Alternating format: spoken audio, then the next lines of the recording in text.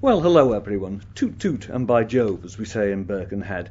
How are you all? I expect you're very worried about the condition of the international bankers who have got us all into this dreadful mess.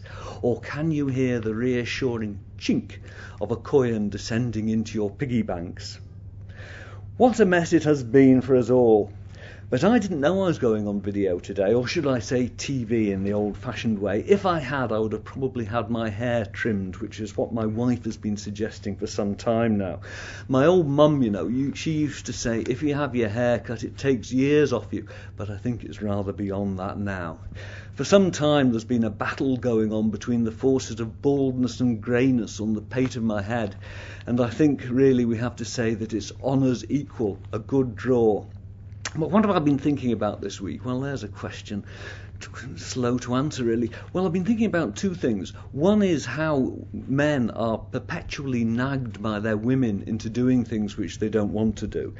And I'll come to that shortly. And the other one is why builders in this country always have a crack visible in their backsides when they're working in your house. I thought these were two themes which might cheer us up slightly during this economic downturn, as those bores on the television call it. Anyway, so the first one is about domestic life, really, domestic life in Birkenhead. When I was falling off the ladder, it would be an exaggeration to say that my whole life flashed before me. After all, I was only on the third rung. And here I have to think again. I think had I intended taking in my career and all my future ambitions, I would have needed at least 4 rungs. So there we are. After all, I was only on the third rung. Furthermore, the word flashed seems a trifle ambitious for one whose progress has always been a source of encouragement to slugs and those snails who have been out and about of late, showing off their twin horns. Have you seen them in your gardens?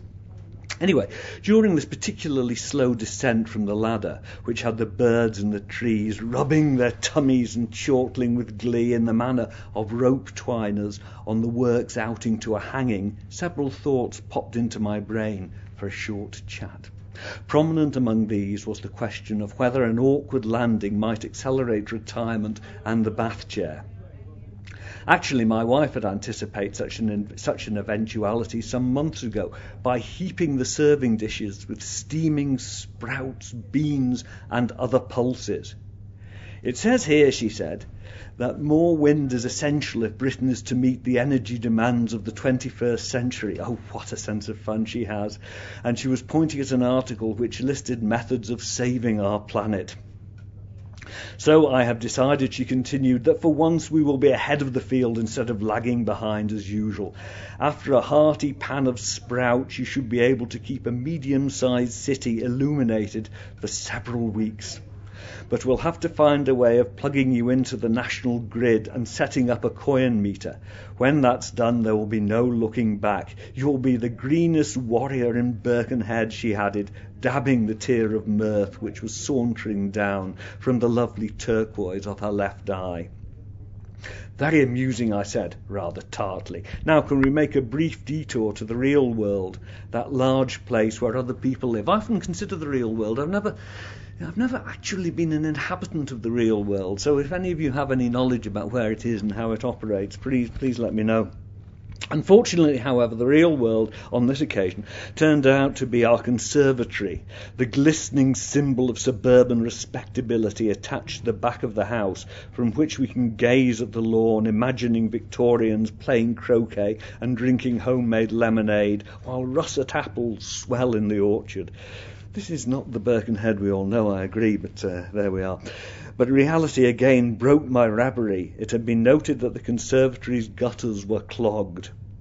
When you get the chance, can you clear them, my wife said, before adding, with a teasing smile, see if you can get up there before man steps on Mars. I think this is addressed particularly to the male listeners out there. Some of you will have come across similar instructions issued usually on Saturday morning when you're emerging from your pit with a throbbing head, hailed with red wine. Well, as some of you know, I am the master of delays. If evolution had been left to me, we would still be tangled in seaweed. But the inevitable moment could not be delayed any longer. Reflecting on life, I often think ruefully of the times when I have done something very silly. This was one of those occasions. Our ladder has 4 legs. While assembling it in preparation for the climb, I placed 3 of the legs on concrete paving stones. At this juncture, a picture may be forming in your mind. Yes, I hadn't noticed that the 4th leg was on a spread of gravel over soft soil. Now, I've never been blessed with a good sense of balance. As a teenager, I had little difficulty persuading the careers advisory officer that ballet and unicycling were not for me. In fact, if he had spotted the tricycle parked outside, instead of ticking boxes on futile questionnaires, he would have realised that even earlier. You'll have to pause for a moment there. I seem to have lost my breath, a long sentence. This happens from time to time. It's age, don't you know? As the ladder received my weight, the odd leg started sinking into the ground with a rapidity to alarm even the eggheads who roam our earth. Soon I was tilting to the right, quite alarmingly. "Help! Help!" I called, but my plea was lost in the damp air. What a pity there weren't any school children there to watch me demonstrating Isaac Newton's law of gravitation. In the circumstances, the injuries to my right shoulder, arm, hip and legs were surprisingly light, and in a renewed spirit of determination I returned to the ladder. It won't be doing that again in a hurry after the severity of the wigging I gave it. "Bad ladder," I said several times.